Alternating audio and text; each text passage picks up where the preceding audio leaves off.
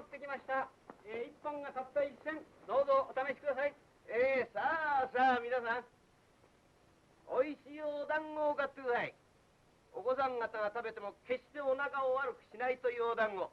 一本兄どうぞ。お父さんやお母さんに早くおねだりをして、お団子を早く買う子がいい子。だがあんまりおねだりすると、しまいには、ごつん、あいたたたたた。さあさあ買った買った。一本一銭だ。おかみさん、一本どうぞ。おいしいおいしい。兄やってくださいよ。たった一銭。一本たった一銭。いかん。少々お待ち。はい、ありがとうございます。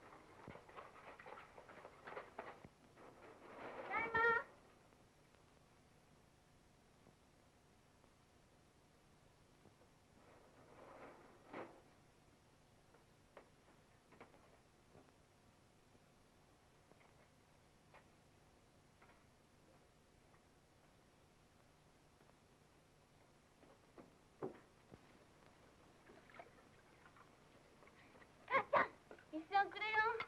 何言ってんだ。学校から帰ってすぐそれだ。よくれよ。うちじゃ今そういうとこじゃねえんだよ。人の気も知らねえで。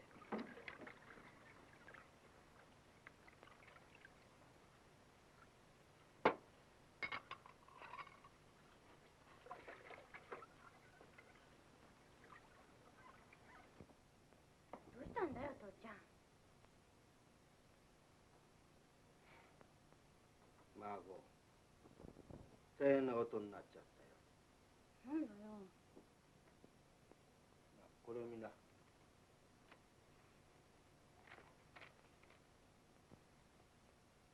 裁判所から来たの？来たばかしなんだよそれ。あんまり家賃貯めたもんでとうとうこのうち追ん出されよ。だからおめえもしょうがねえから学校辞めて奉公へでも行くんだな。これ来たのうちだけなの？バカ、隣にも前の原田ん家にも来たんだ。なんだうちだけじゃないのか。姉ちゃん、うち先時のくせ引っ越すんだってさ。本当？ってなんで狭いとこ。いやだっておめえしょうがねえじゃねえか。まあなんだな、あそこの戸前板でも張ってみんなで寝るんだな。みのると三つ坊と5人であんな狭いとこ寝られやしないよ。孫、おめえそれちょっと読んでみせな。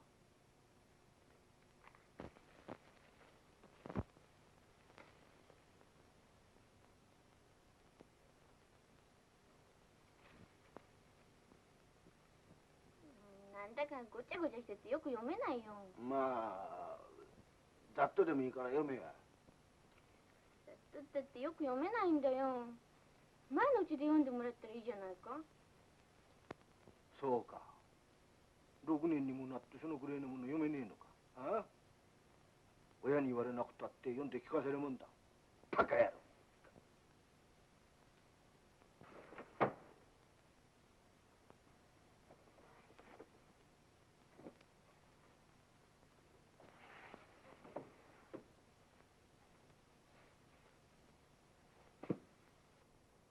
ああ、やだやだ。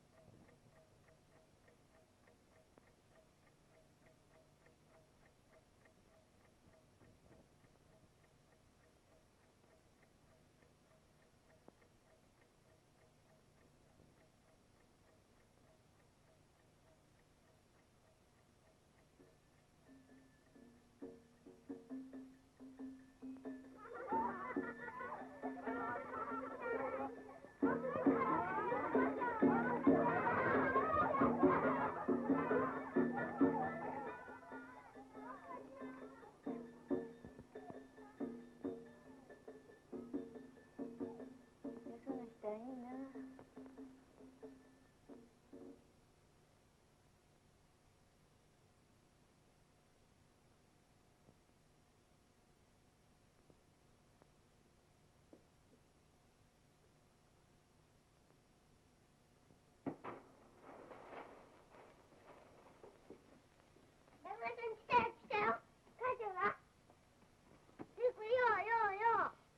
に引きな。よう、文ちゃん、いいか？三つ葉、ホモ行こう。いや、行こう行こう。みんなも行かない？はい、行くよ。行こう行こう。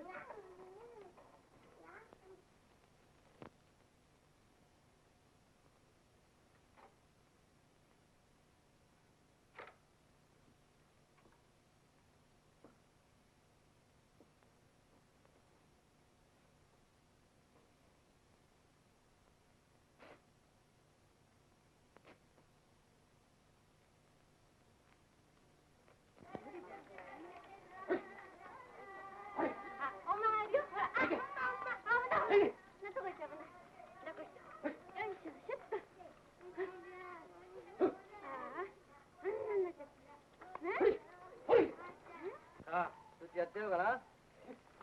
よし、もう、よいしょ。ほら、もうちょいだ。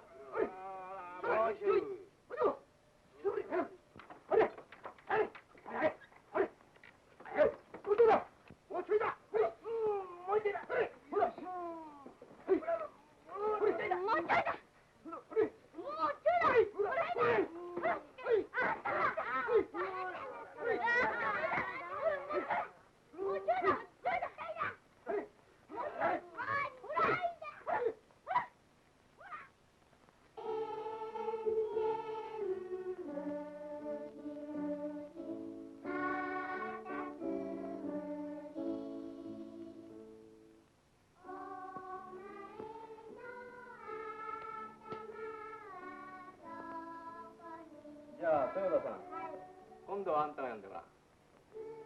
みんなも普段先生が言ってることをよく頭に置いて、そのつもりで聞くんですよ。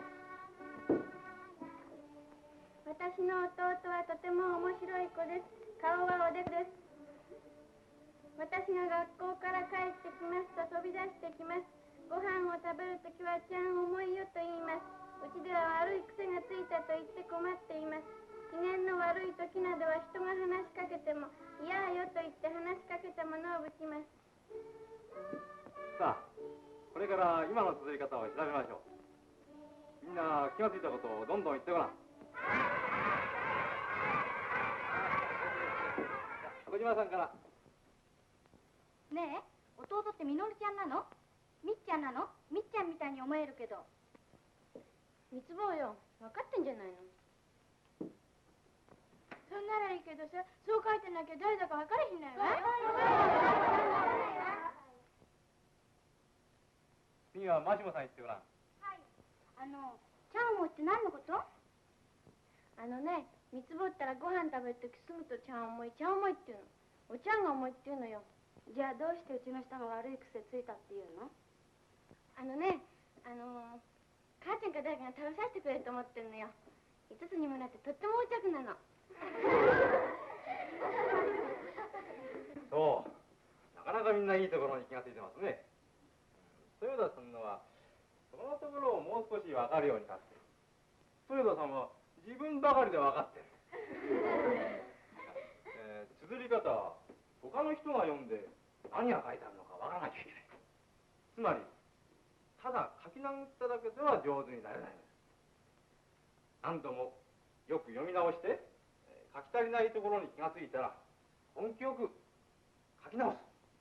それで初めて上手になる。じゃあ豊田さん、来週までによく考えて書き直してきてください。私の弟のその次の弟は今年5つになったばかりです。名前は三尾と言います。とても面白い子です。顔はおでこで少し痩せています。私が学校から帰ってくると飛び出してきて、ねえ帰ってきたのと言います。ご飯を食べるときはじきにちゃん重いよと言います。ちゃんとはお茶碗のことです。そういえば食べさせてくれると思っているのでしょう。うちでは悪い癖がついたと言って困っております。機嫌の悪い時は何と言っても黙っていて、人が話しかけても嫌よと言って話しかけたものをぶちます。また三尾はお金を1日に10銭は使います。1銭ずつせびって1日に10度ももらうのです。デート来ると母ちゃんはお父さんのいる時にはトンちゃんに聞きなと言います。三尾はお父さんのことをとんちゃんと呼んでいます。好きなと言われるとお父さんに向かって「いいかぜいとつ」と言います。私は本当に可愛い三尾だと思います。豊田さん大変良くなったじゃないか。それなら工場も20丸曲げられる。そういうふうによく考えていかなきゃいけない。わかりましたね。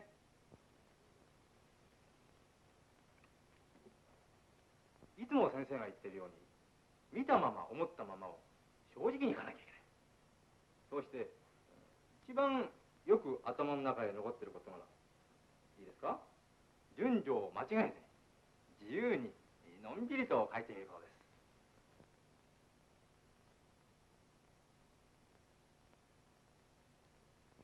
母ちゃん母ちゃん母ちゃん。なんだようるせえな。今三つ分がネタばかりしてねえかよ。ああ減った。じゃあお前お膳出しな。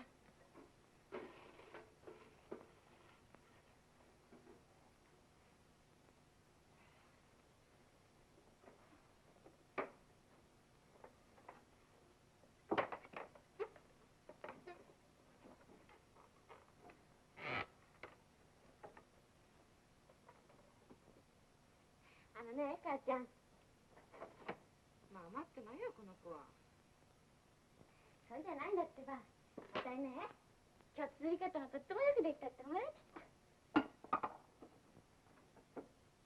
へえそいつは珍しいな。だから今度原稿用紙買ってね。ほらマスの書いたのさ。そんなの大人の使うもんだよ。めんどくせえからこのまま食べな。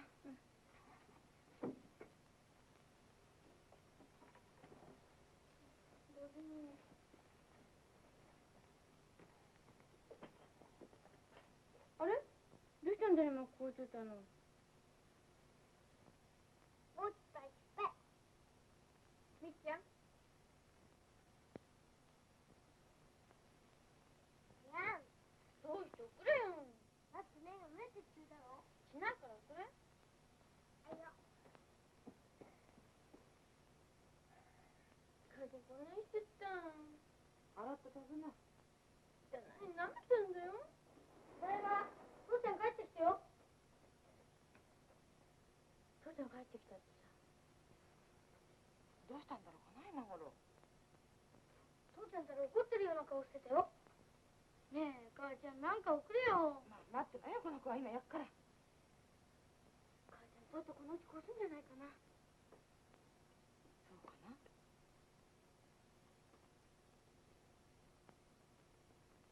父ちゃんどうしてた？睨んでたよ俺のこと。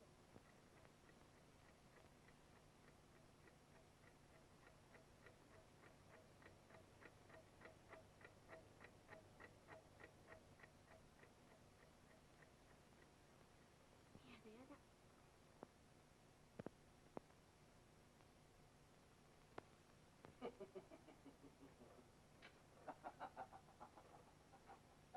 おゆき。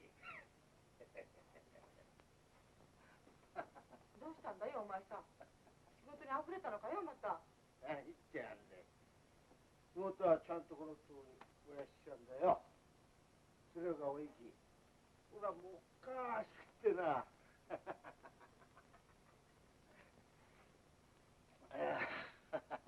まあ聞け。俺まったくバカなこんだろまったく。これこの前のあれよ。あれはおめえ大間違いだったの。なんだよお前さんの言ってることはちっともわかんないよ酔っ払ってて。いやまあ驚くな。これ、この前の裁判所のこれ立ち退きあそれよ。あれはななんとかが成り立ってこの豊田義五郎だな、つまりこの父ちゃんがな月々50銭ずつ支払うべしこう聞いてある。そうか50銭ずつ払えばいいのか。因縁心配しちゃったい。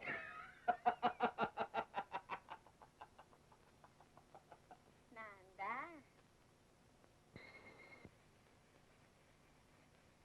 この豊田って子はほんの少し導いてやるとぐんぐん自分一人で伸びてるんだからな。びっくりするよ。利口そうな顔してますからね。それよりよっぽど気が強いんだな。貧しい生活しててもとても明るいからな。そこが一番あの子のいいとこだ。例えばこの鶏って綴り方にしても実に明るいんだ。子供のくせによくこんなに物を見る目が行き届いたと感心するよ。昨日午前9時頃でした。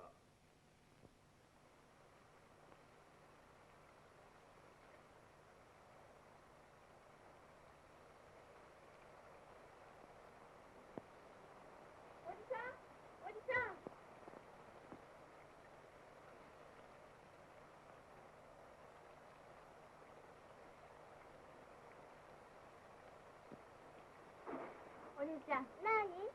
おじさんいないの？いるよ。なにばあちゃん。父ちゃんが鶏の日ってって。よし、今行くってそう言っときな。うん。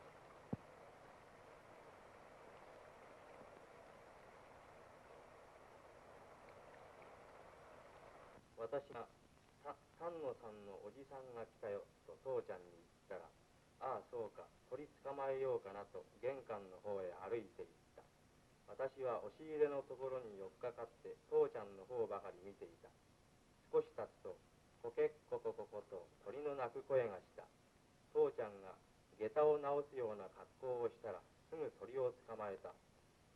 この下駄を直すような格好ってのはうまいじゃないか。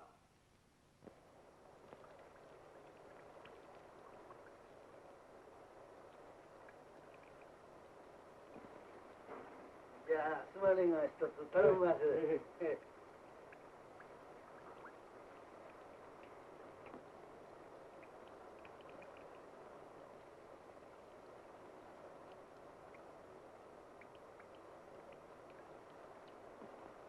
丹野さんは鳥の頭の下をぎゅっと押した。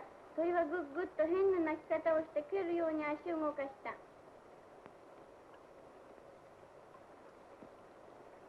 おじさんは自分の家の方へ帰りかけたが、井戸のところまで行くと、少しの間置いといた方がいいよと言った。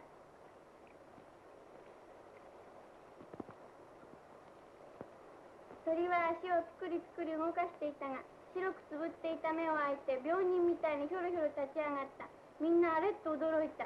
私が稔に、丹野さんのおじさんに行ってきなと言うと、稔は、いやだいまこ行ってこいと言って鳥の方ばかり見ていた。伊沢さんと火鉢のそばでお茶を飲みながら、今度殺す時には一杯やろうな。今度こそな。どうもあいつがないと景気が悪くてな。と笑いながら話していた。大変よくできました。詳しく見たままを正直に書いてあるのが大変よろしい。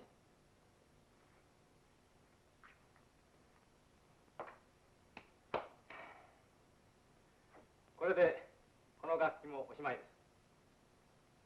夏休みの間、皆さんがどんないい綴り方を作ってくるか、先生はそれがとても楽しみです。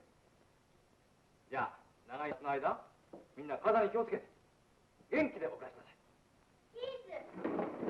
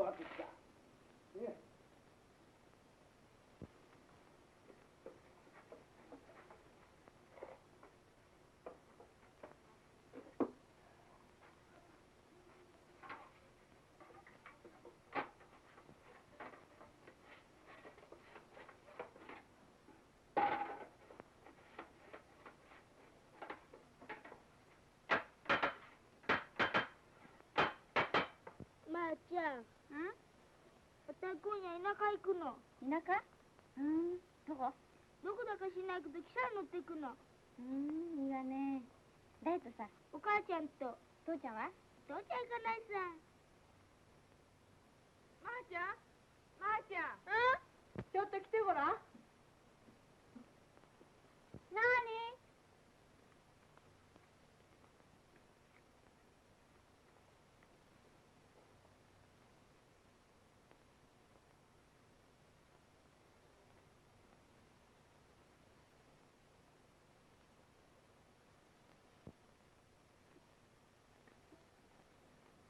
おばさんがくれるとよ。あら、かわいいんだ。遠いね。いいうさぎだね、母ちゃん。どうもすみませんですね。大喜びですよ。まーちゃん生き物好き？大好き。おばさんありがとう。そう、そんならよかったわね。私今度田舎行くの。田舎へ。それで男一人じゃなかなか世話ができないし、あとはみんな売ってしまったんですの。そうですか。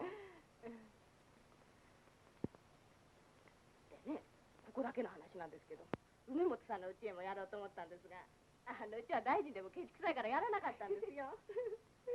あのうちやってもおからもケチをして少しか食べさせないでさ。草もろくに食べさせないんじゃいくらウサギでもかわいそうだからね。そうですよね。でもお宅じゃお子さんが草ぐらい取ってきますから楽ですよ。ねえ、まーちゃん。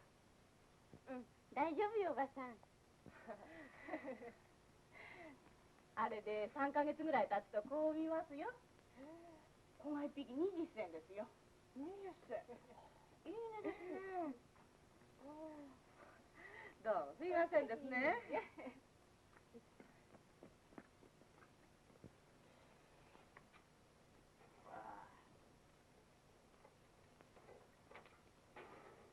お、なんでそら。今ね、おばさんにもらったのよ。おお、いいうさぎだね。ああ。いいだろう？お前さん、小ウサギ1匹20銭だってよ。いかんか。この不景気に20銭は悪くねえな。ね。父ちゃん、うさぎ入れる箱買ってきて。よし、来た。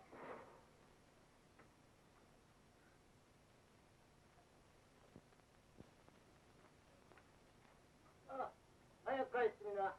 いいもんがあるぞ、いいもんが。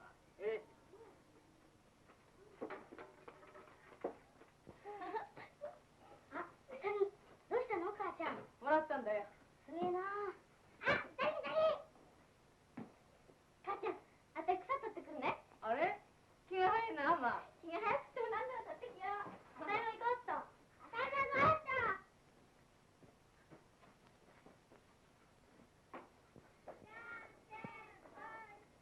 今度俺んちはうさぎ2つあるんだぞ。うさぎいるんだぞ。今度俺んちはうさぎ2つあるんだぞ。うさぎいるんだぞ。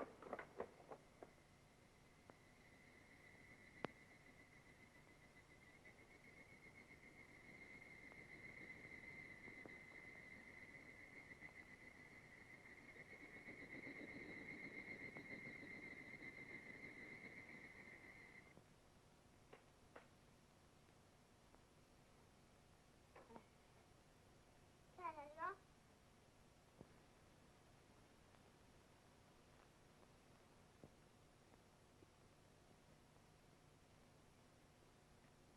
あたい綴り方書こう。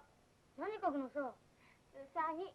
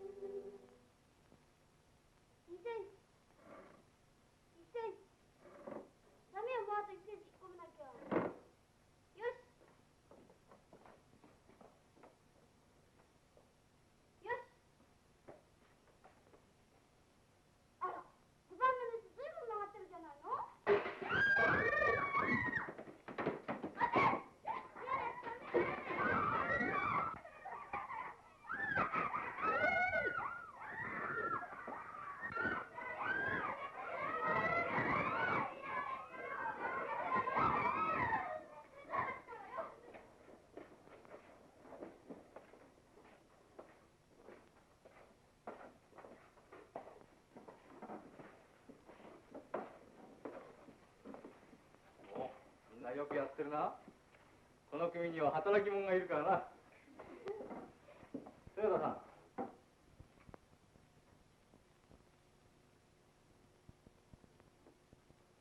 あなたの綴り方がね、赤い鳥に出たから一冊送ってくれましたよ。ほら、あなたのは、ほら、ここに出てる。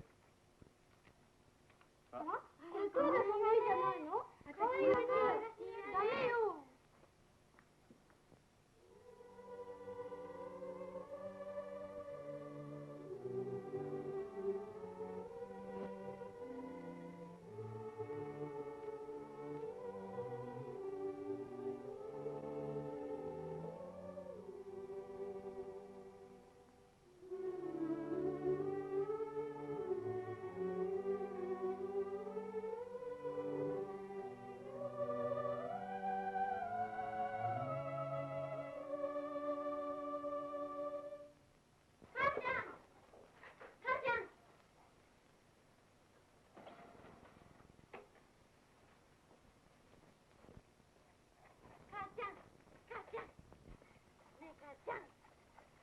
なんだ、また腹が減ったか？それじゃないんだってば。ほら、あたいつかうさぎと綴り方書いたろね。あれ赤い鳥出されたの。ほら、見てごらん。おや、なるほどな。その絵はまるで嬢ちゃん坊ちゃんみてえだな。ねえ、みのるが女の子に描いたの。本当だ。うちのマーコの綴り方が本に出たんですよ。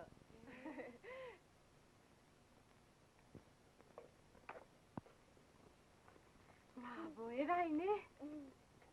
どうしたの、まーちゃん。何おかみさん、マーボーの綴り方がね、本に出たんですよ。どれ？あら、本当だ。ねえ、母ちゃん、あたい学校でも嬉しくて恥ずかしくて泣きたみたいだったよ。バカだな、マーボーは。本当に偉いですね、まーちゃんは。いいえ。あ、そうだ。ホービに洋服でも買ってやるべや。本当？本当かい？まーちゃん。あ、母ちゃん。お兄ちゃん。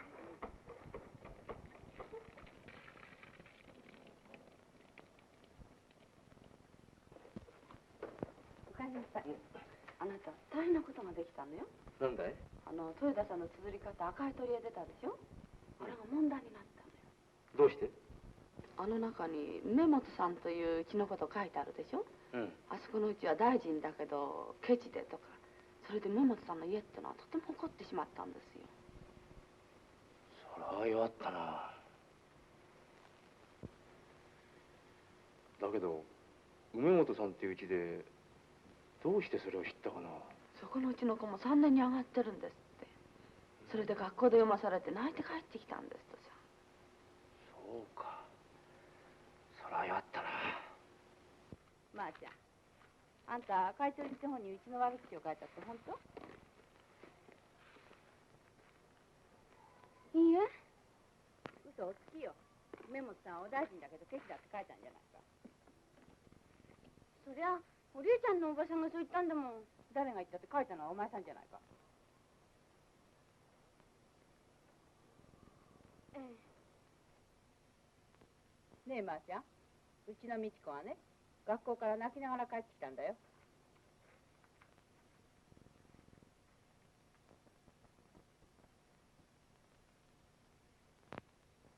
ねえ、おばさん。あたいが悪いんだからごめんなさいね。ね。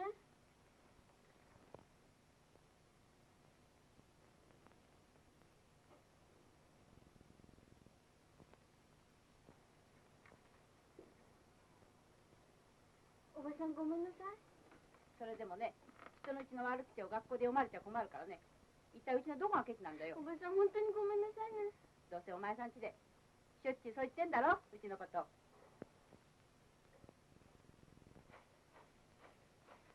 だんだん人のうちの厄介になっておきながらよくもそんな口が聞けたもんだ。そうじゃないのよ。あたいただおりえちゃんのおばさんがそう言った通り書いただけなの。なんとでも言うがいいさ。とにかくうちの旦那がね、とても怒ってるってお母さんによく言っとき。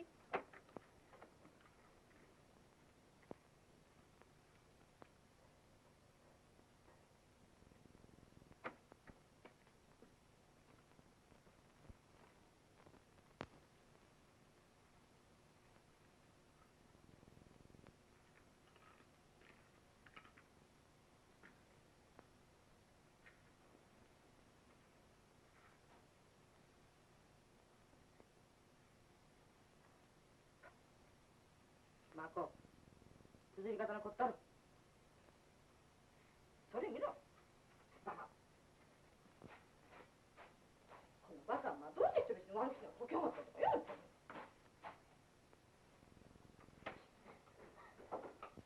の。もしメモさんの旦那がうちに怒ってきたらどうするよ。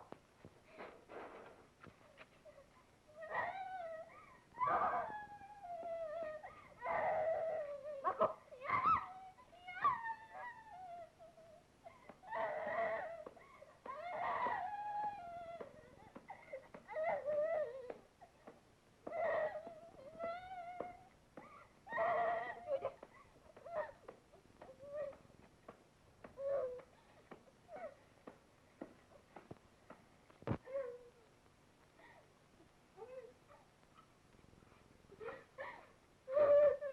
マコ、おめえどうする気だよ。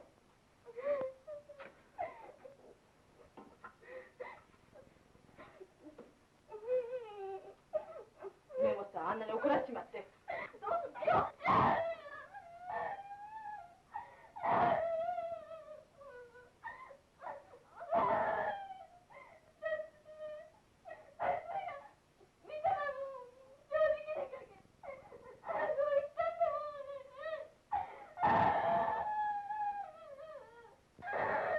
バカ野郎、書いていいことと悪いことあるもんだから分かんねえのかよこの子。もしメモさんの旦那が父ちゃんに仕事くんなければこのうちは一体どうなんだよ。明日からおまんまが食えなくなんだよ。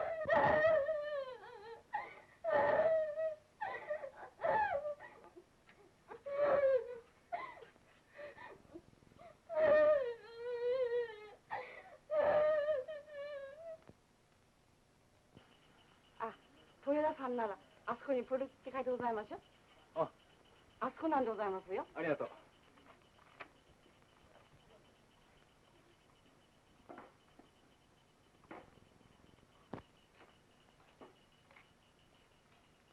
こんばんは。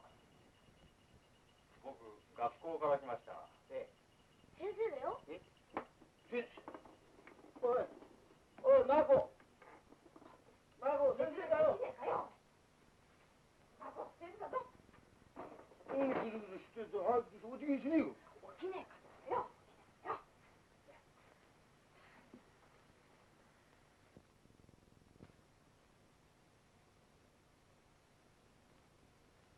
豊田さん、いい洋服買ってもらいましたね。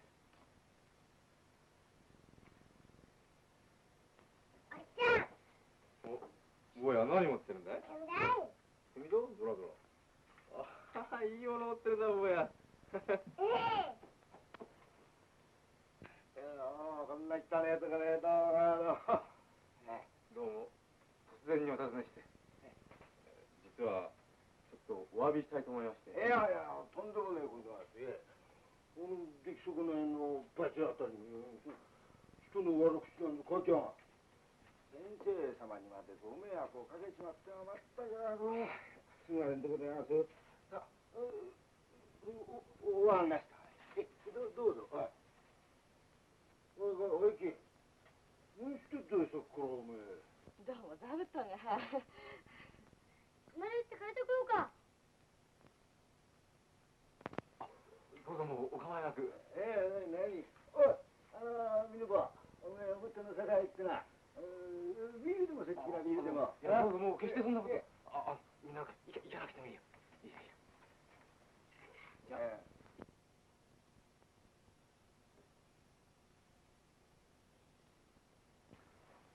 とにかく今度のことは全く私の不注意でした。改めてお詫びいたします。いやとんでもねえ。どうか雅子さんをお叱りにならないで。いえ、本当に先生にご心配かけちゃすまねえから、なんとか私たちの方で決まりをつけようと思ったんですがね。いずれにせよ雅子さんは耳にしたままを正直に書いたまでで、それを雑誌に送った私が悪いんですから。何、先生なんかちっとも悪いことはねえでがしゃ。こいつがバカ正直。何しろこいつはちっとばかし抜けてるんで、いやまあちっとじゃねえ、うんと抜けてるんだわ。ちっととでも考えのある子なら、6年にもなってあんなことを書く方はねえもん。しかし書かしたのは私なんですから。いや、それにしたってちった考えそうなもんだ。何しろお前さ、根本の旦那にはわしは仕事をもらってるんだしてね。ええ。仕事も？そりゃあ。ええ。あの旦那はそこねると上がったりなんでね。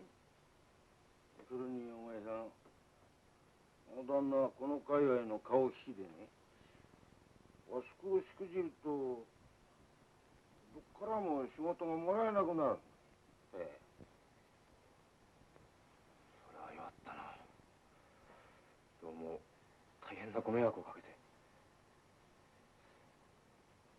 とにかく私その梅本さんという方に会いましょう。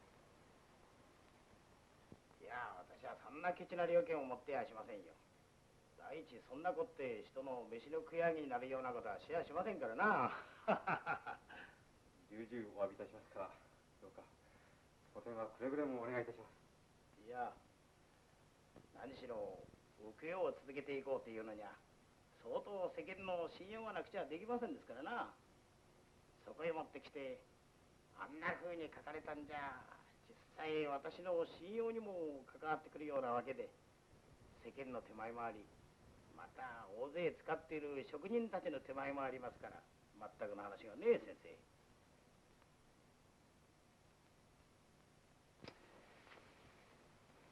難しいもんだな、世間ってものは。自分はこれまでただ上手に書かせりゃいいってばかり単純に考えてた。そうじゃないな。子供の綴り方一つでも世の中ってもんと切り離しや考えられない。綴り方でも世の中と強い結びつきを持ってるってことをつくづく考えさせられたよ。僕らの綴り方の教育にしてもうっかり先走った考え方なんかでやってると、これはよっぽどしっかり腹据えて書かないと子供たちを毒しちまう。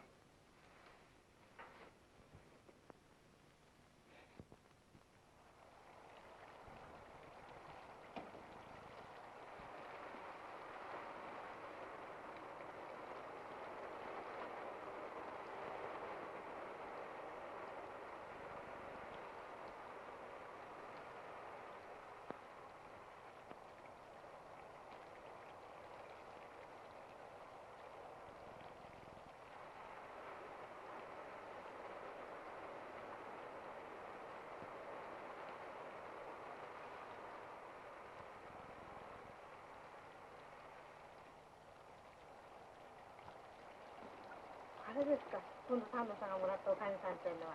そうなんですよ。随分若いじゃありませんか。何ね、あなた30の人とね、28と21と3人あったんですよ。そのうち一番若い人をもらったんだ。やっぱりね。母ちゃん、ご飯まだ？トンちゃんが銭もらってきたら買ってきてやっからよ。待ってる。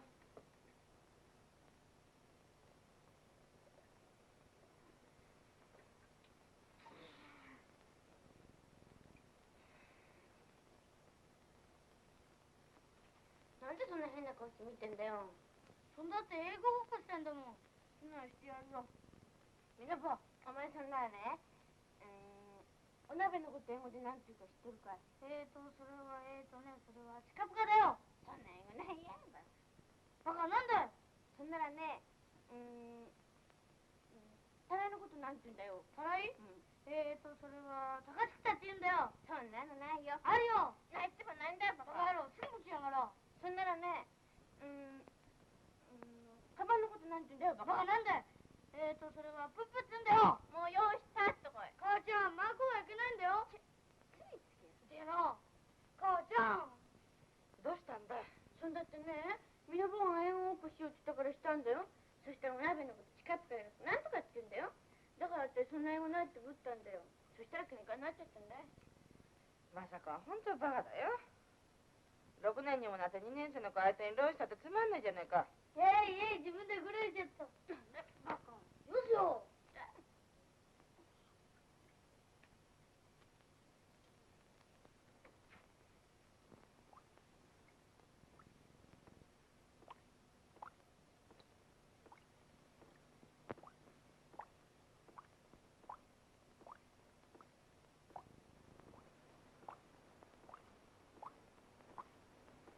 父ちゃん雨が降ってんのに仕事？仕事じゃねえよ。浅草の白洲さんとこへ勘定村に行ったんだよ。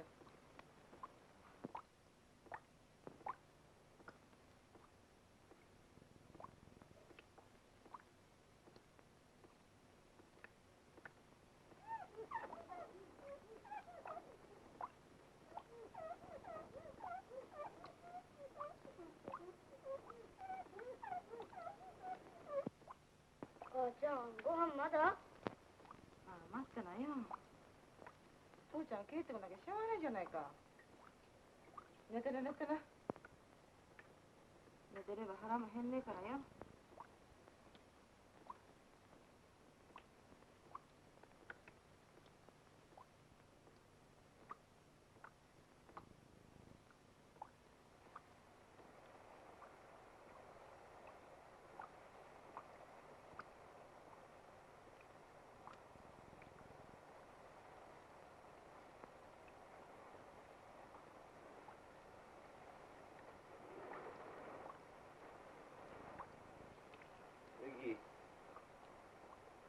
大変なことになっちゃったよ。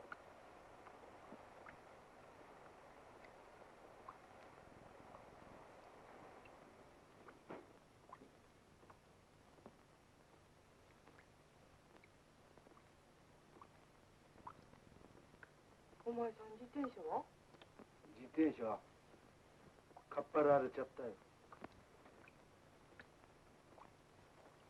で勘定は？もらってきたよ。だけど自転車とどっかへこじゃどっこへもつかねえ。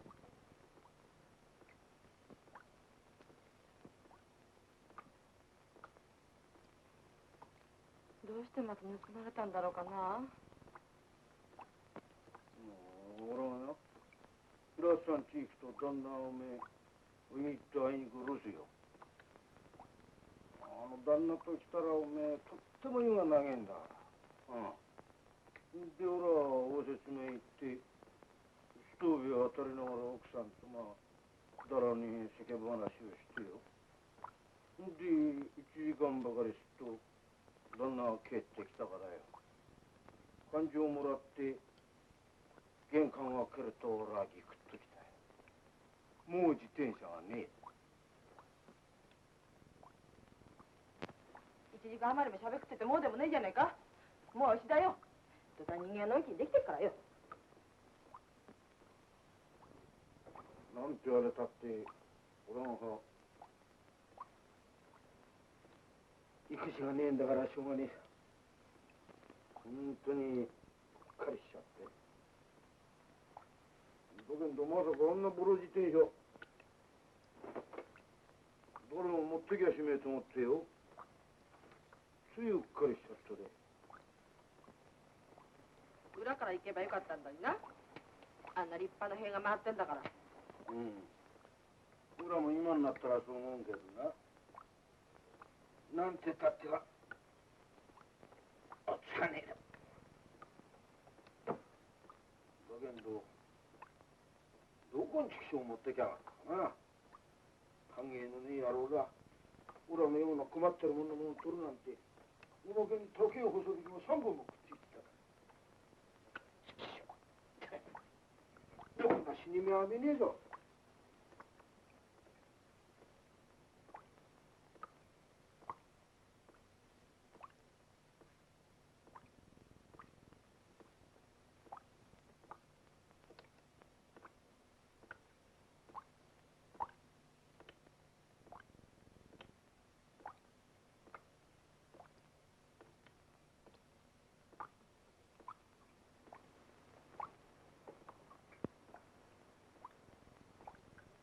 明日からどうすんのかな、自転車がなくて。母ちゃん、もうよせば。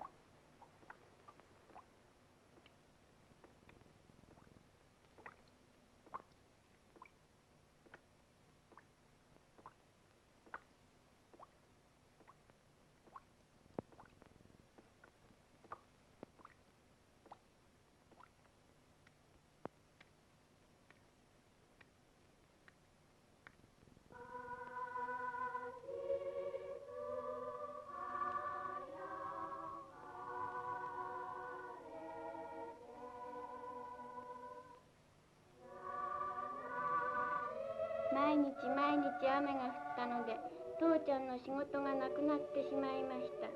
それで父ちゃんはブリキ屋を辞めて登録妊婦になりましたが、3日か4日に1度しか仕事がないものですから、うちはだんだん貧乏してしまいました。父ちゃんは毎朝5時ごろ起きて紹介所へ仕事をもらいに行きます。そのうちに冬になってしまいました。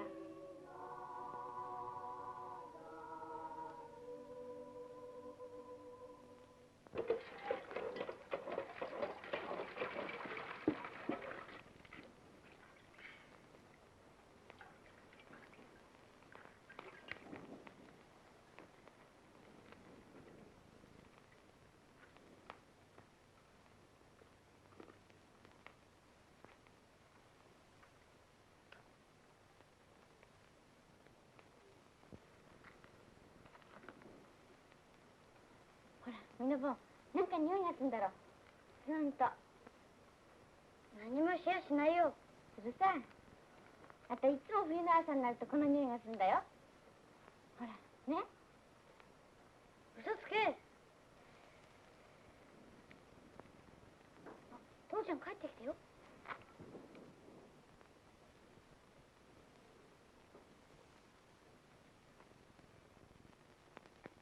おいき。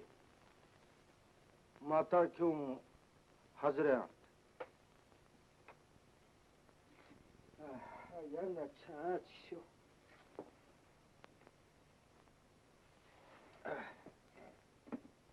う。裏の晩、明日だとよ。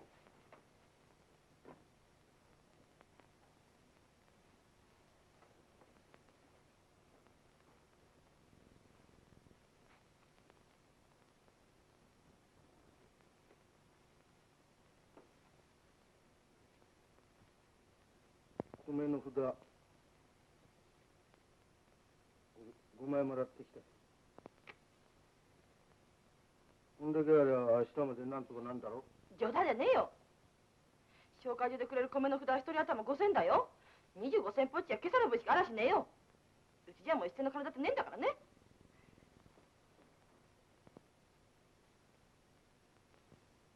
だっておめえまあ明日の風が吹かん。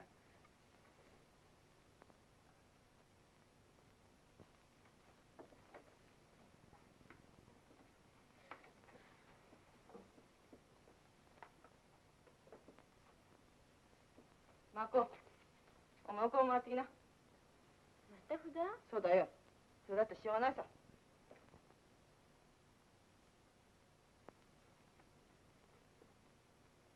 何グズグズしてんだな。盗んでくるんじゃあんまいし、その札金と同じなんだぞ。だって学校に送れるもん。まだ1時間もあんじゃねえか。なんとかんといっていかない了解なんだから。行くよ。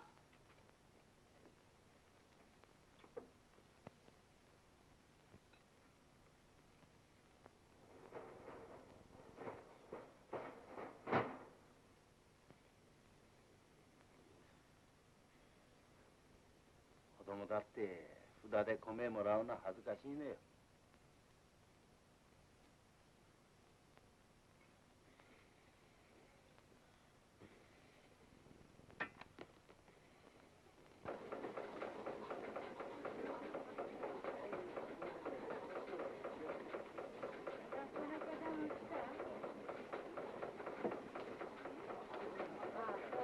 はい、お待ちど。おはよ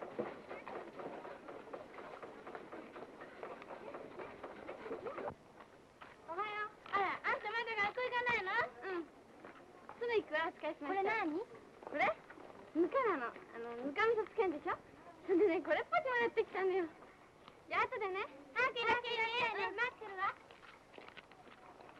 お米をもらってくるとき、初めはとても嫌でしたが、だんだん慣れてくると知っている人が、それなにと聞いてもぬか味噌をつけるのにぬかをもらってきたのよ。などと言ってごまかすようになりました。後でそれを考えるとお米をもらったことがみんなにわからないでよかったと思いました。親方がすぐ来てくださいってね。仕事がね。何でも竹縄組の仕事だってんで、大晦日までにぜひやっちゃわなきゃならねえんだそうです。ああ、そうかい。すぐ行くってな。ええ。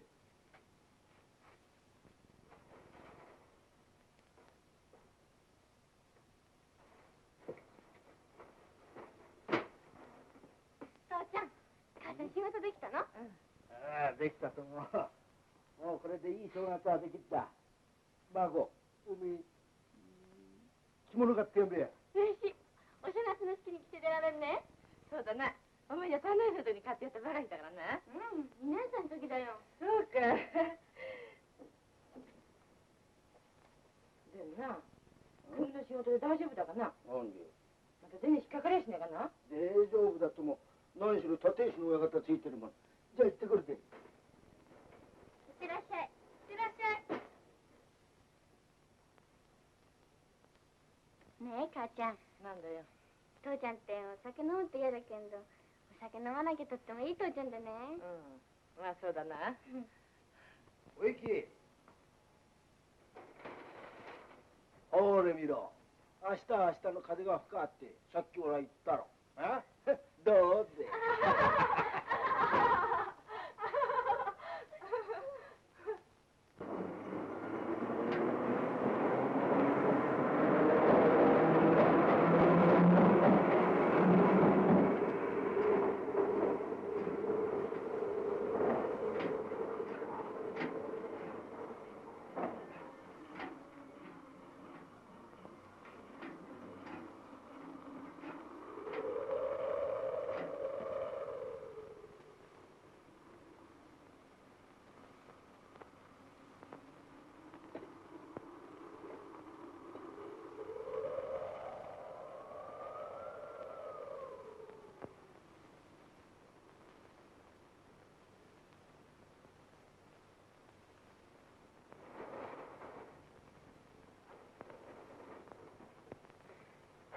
父ちゃんまだ？今度はお前の番だよ。うん。これ、みのる。寒いなら風邪ひくぞ。いくら向けに出たって、帰ってくるときには帰ってくるし、帰ってこないときには帰ってこないよ。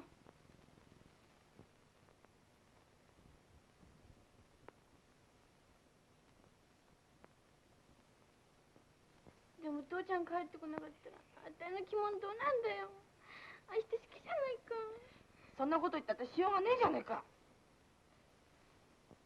つまんねえの？あたいのとこや熊買ってきてくんねえのかな？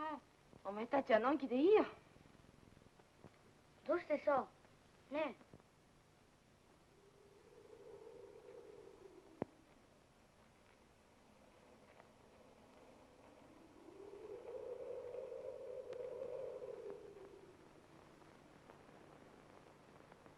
あ、父ちゃんだ。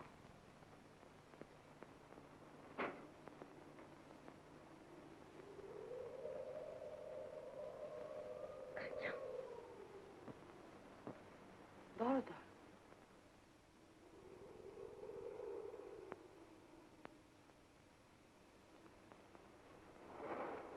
あら、おきみさんじゃねえかね。こんばんは。ちょっとね、隣の丹那の家に来たんですが、閉まっていたもんでね。ああ、なんかさっき買い物出ましたよ。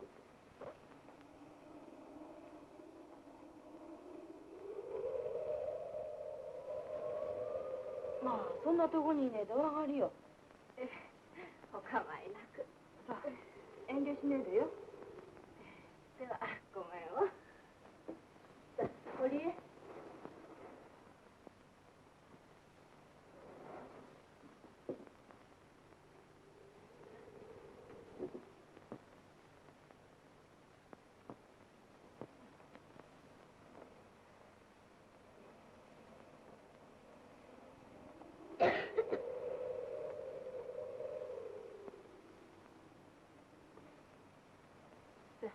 おじにして。こんばんは。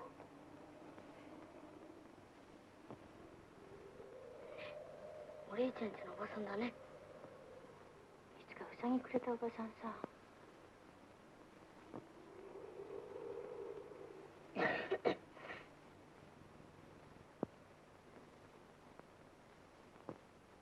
あゃん、ずいぶん大きくなったわね。こっち来てお渡りよ。ありがとうございます。ありがとうございます。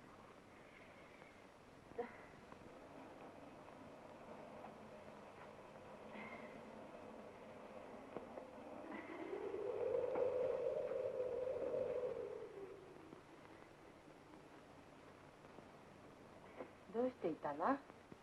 ずっと田舎かい？どうもね、田舎にいてもしようがないからね。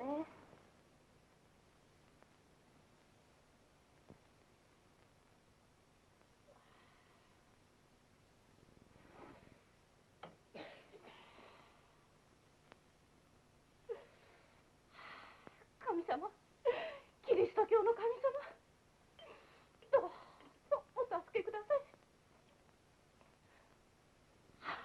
そうですか、そうですか。わかりました。私はたった今から清い人間になります。はあ、ねん。はあ、ねん。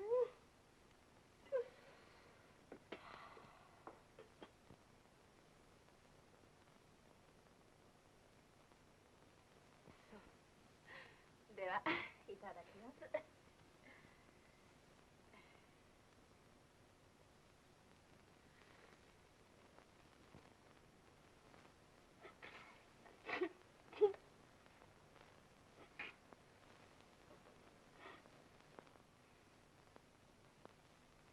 なお、君さん、あんまりくよくよ考えない方がいいよ。すいません。すいません。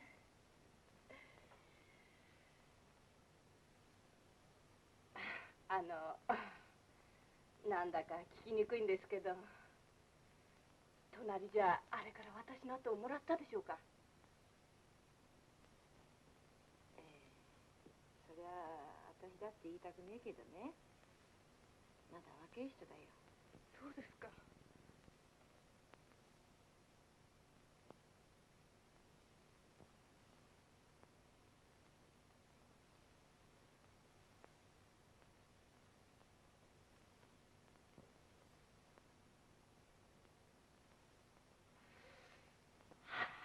神様、どうぞお助けください。そうですか。春子さんに会わせてくれますか？春子さんだけ私の心をよく知っていてくれるんですから。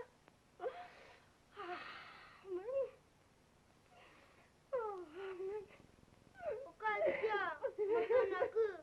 やめてよ。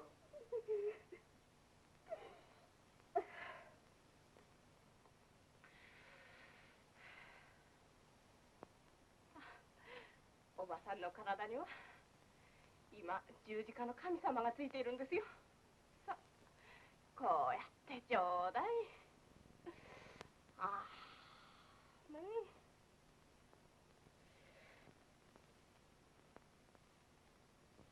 え。やってやんな。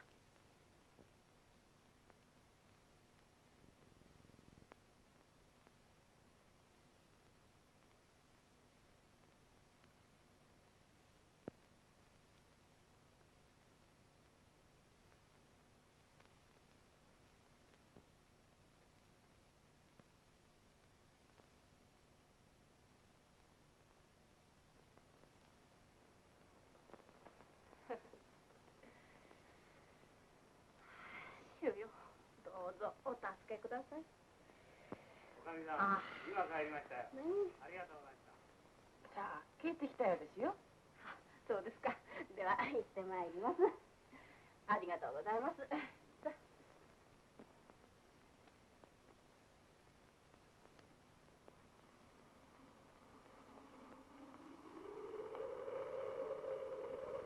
あっち行ったら新しい母ちゃんによくご挨拶するんですよ。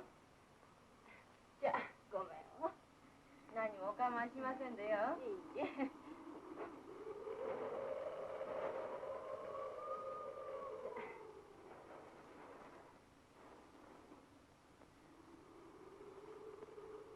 ああ、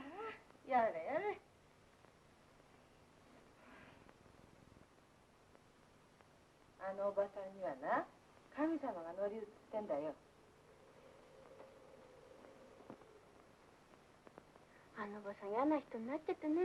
そうだよ、アンチキショー。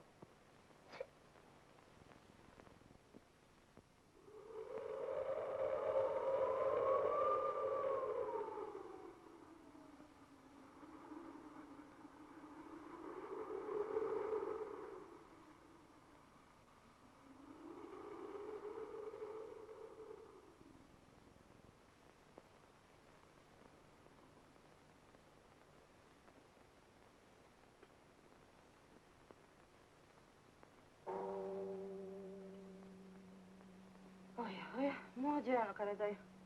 寝なる。寝な寝な。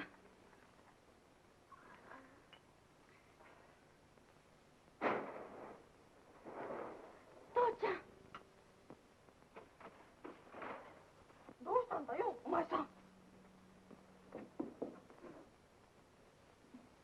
また飲んできたね。感情をくれねえんだ。これね。どうしてさ。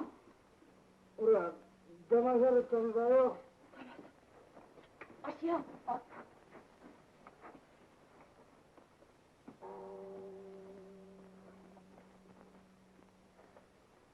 本当だ。立石にやろう。中に入って使い込んじめやがる。だから俺は飲んだんだよ。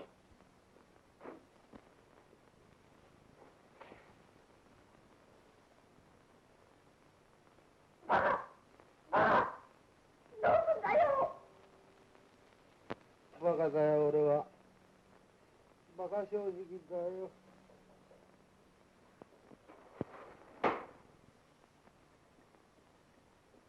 そうだともさ、人が良すぎるさ。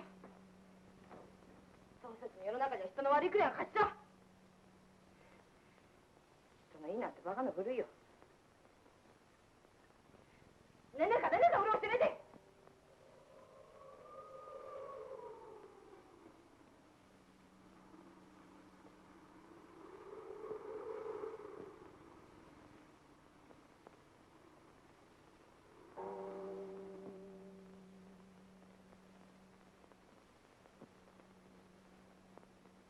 そうだ。マーコーの着物どうしよ着物どころか口の方どうすんだよ。うちにはもう一粒の米だってねえんだよ。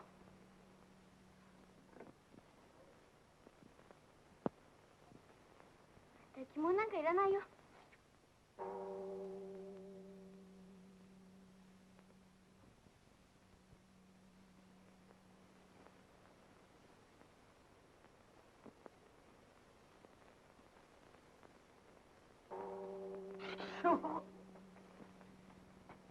叩く殺してやる。立石やろう。お前さん何言ったよ、お前さん。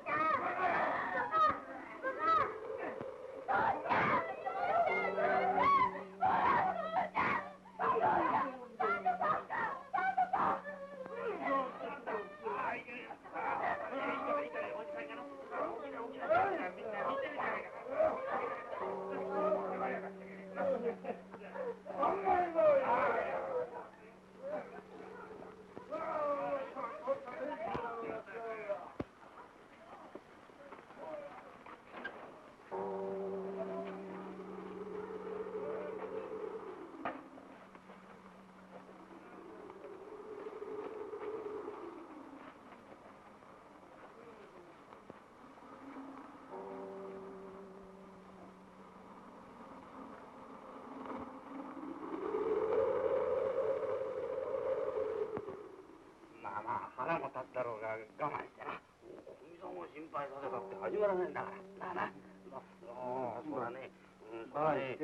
夜鍋までしてやった仕事の手間引っ掛けられちゃ誰だって腹が立つよ。無理はねえよ。だからな、今夜の落ち着いてな。話があるな。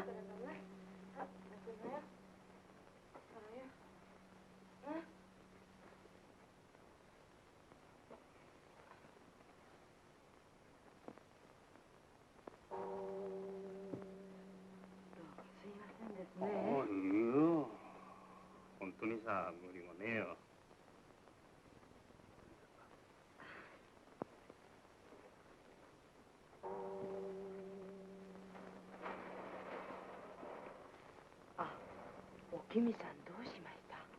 何、大晦日なもんで銭もらいに来たんです。ご縁もやって追い返しますよ。気の毒だけど、あれじゃね。あ、おかみさん、少々ぐらいならありますよ。遠慮なく言っとくんない。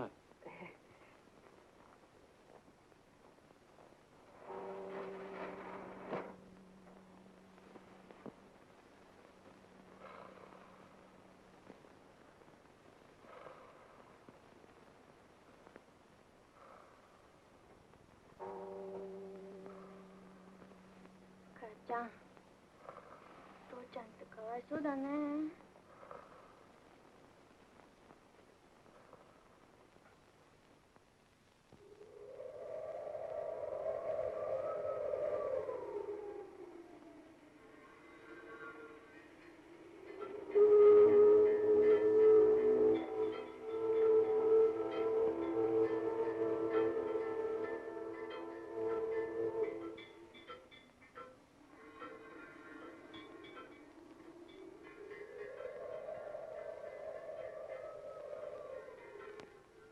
困っていても正月はまだ良かったのでしたが、7日まではお金がちっとも入らなかったものだから、うちはよくよく貧乏してしまいました。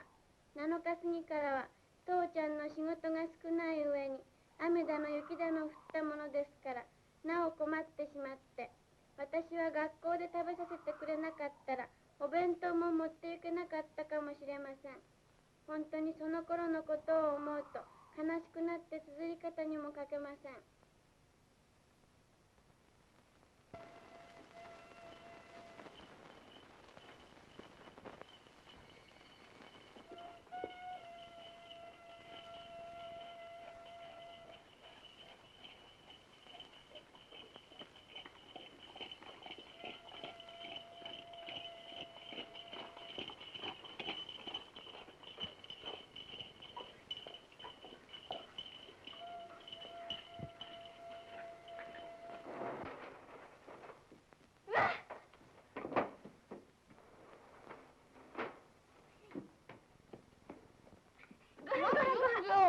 なんだな、想像しい。だってね、あたい今日お米あるかないか心配して帰ってきたんだよ。そしたらみんなでご飯食べてんだろ。もう嬉しくなっちゃった。だからな、13にもなって。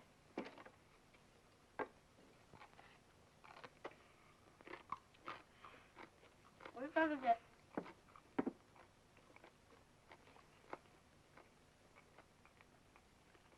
赤いもの。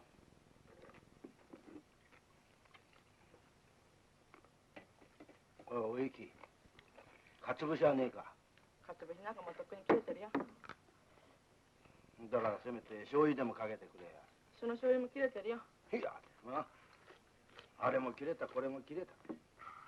切れねえな、おめえとオラの腐れんぐらいなもんだな。本当にな。こんな腐れ早く切れりゃいいと思ってもなかなか切れやがんね。なんだ、どこに。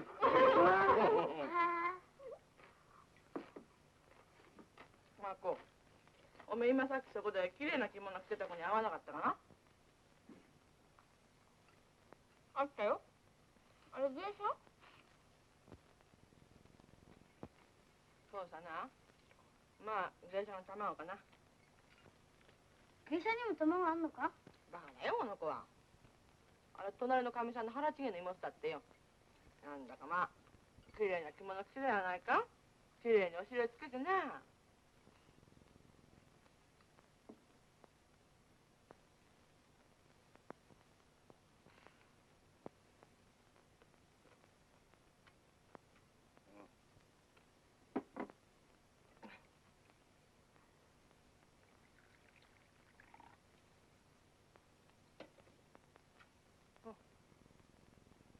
もういいのかい？いつもから4、5杯食うくせに。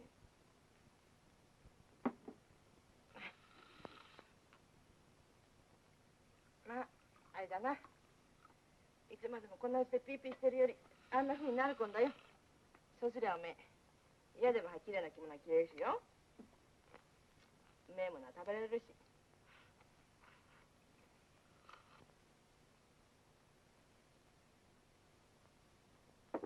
あたい勉強しなきゃ。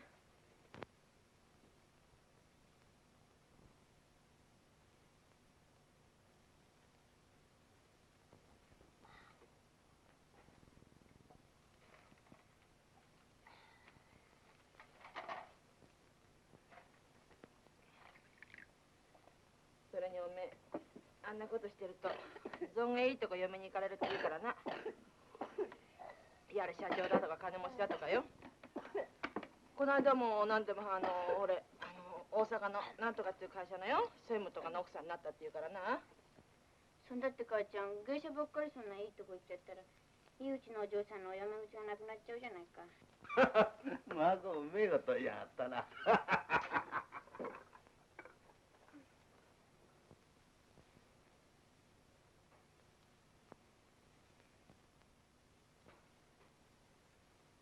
マコ、おめえまさかくだらないこと綴り方で書くんじゃあんめな。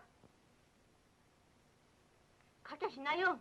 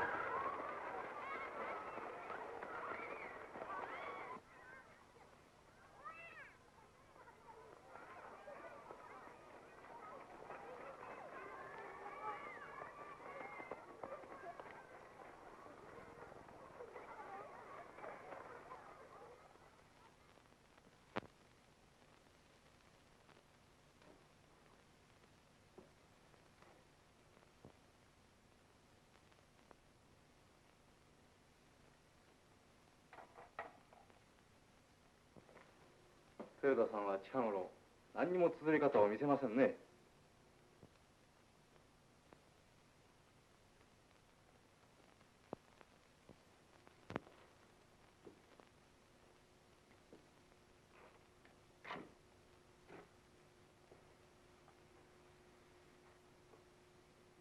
いろいろとあなたの書いたものを読んであなたのうちが大変困っていることは僕はよく察しています。だけど君がちっともその苦しさに負けずに元気でいるのを大変偉いと思って先生は感心してたんだ。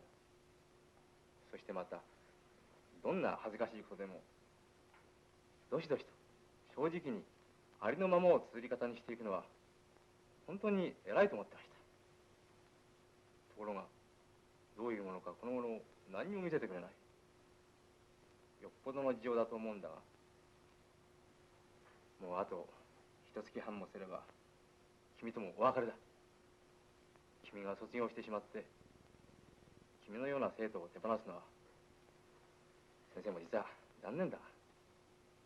しかし将来いくらでも君の相談に乗ってあげられるからね。何でも言ってくれたまえよ。いいね。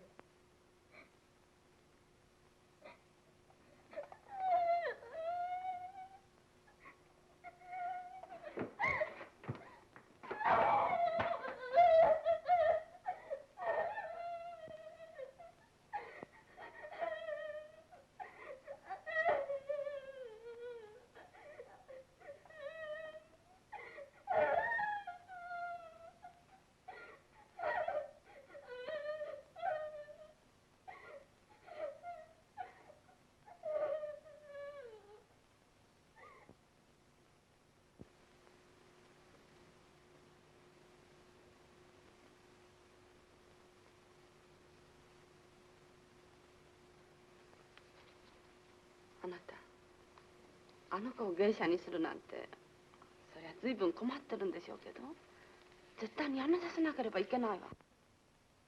そりゃ私だって娘を売ろうとする親の気持ちがわからないじゃないわ。朝から晩まで貧乏の風に吹きまくられてちょっとでもいいどっか風の当たらないところで一休みしてほっとしたいという気持ち。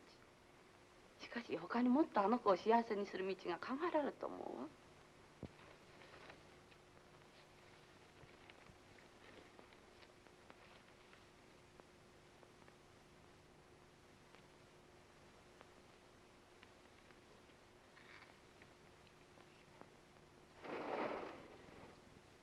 こんばんは。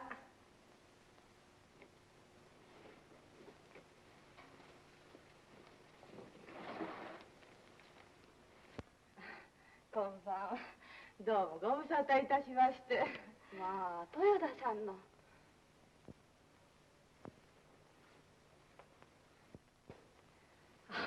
こんばんは。ご無沙汰いたしまして。おかげさんで今度うちのがやっと本所の方の建築工場の定雇いになりましたもんで。そりゃよかった。おめでとう。ああ、ようございましたね。よかったね。本当に。そんでこれから毎月決まったものが入りますんで。おう、それは。それからこれはいつかお米代にって先生から借りたお金お返ししようと思ってどうも長い間。いや、そんな心配いりません。本当にどうかお子さんのお菓子でも買ってあげてください。そんでもそれじゃあんまり義理が悪いからどうか本当にいいんですよ。いや、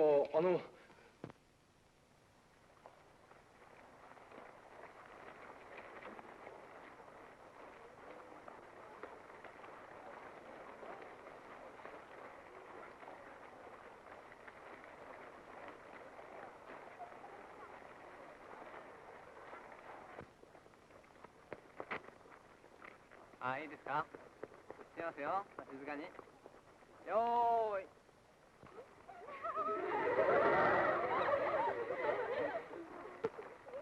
いいですね。静かにしてください。いいですか。映ってますよ。フワちゃんの柳瀬姉さんです。さあ、今度は本当にお静かに。いいですか。よーい。もっと澄まして澄まして。いい顔ですね。